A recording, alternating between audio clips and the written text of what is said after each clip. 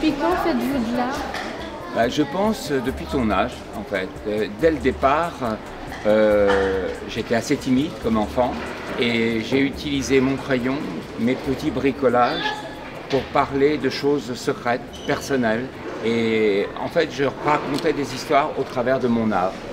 Et puis, j'étais gaucher, c'était un handicap. Je dessinais très mal, j'écrivais très mal. Et puis, j'ai été à la conquête de ma main gauche et mon art a pu s'exprimer. Quelles sont vos sources d'inspiration? Alors, mes sources d'inspiration, c'est le quotidien, c'est la vie, c'est aussi le mystère. C'est aussi beaucoup de choses que je ne saisis pas, que je ne comprends pas. C'est la couleur, c'est les accidents, c'est quand des choses qui ne sont pas complémentaires se mettent ensemble. C'est les enfants, définitivement, et le dialogue que j'ai avec eux. Mes sources d'inspiration, c'est l'art et les mystères qu'ils posent, la littérature, et puis l'amour, avant tout l'amour.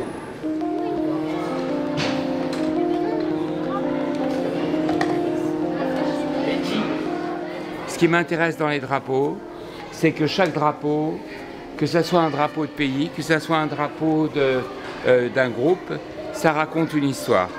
Si je viens d'un peuple qui habite au nord, où la lune est fréquente, eh bien, si je fais mon pays, je vais mettre une lune sur un territoire qui est blanc parce qu'il y a la neige et bleu parce qu'il y a le ciel.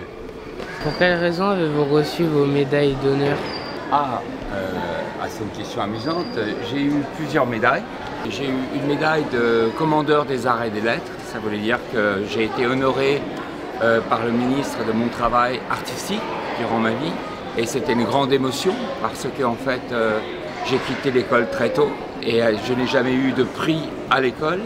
Et donc, à un moment de recevoir 20 ans plus tard une récompense de la France m'a beaucoup touché.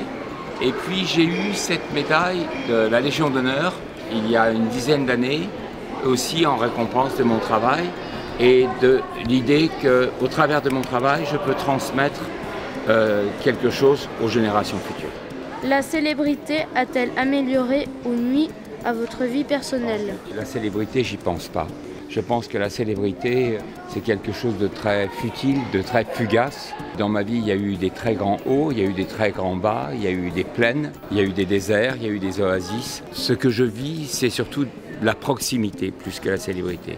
Être proche des gens, faire des choses ensemble. Et ça, je pense que la célébrité, à ce moment-là, peut te servir pour faire avancer les choses, pour faire de grands projets, pour rassembler, pour créer ensemble. Voilà.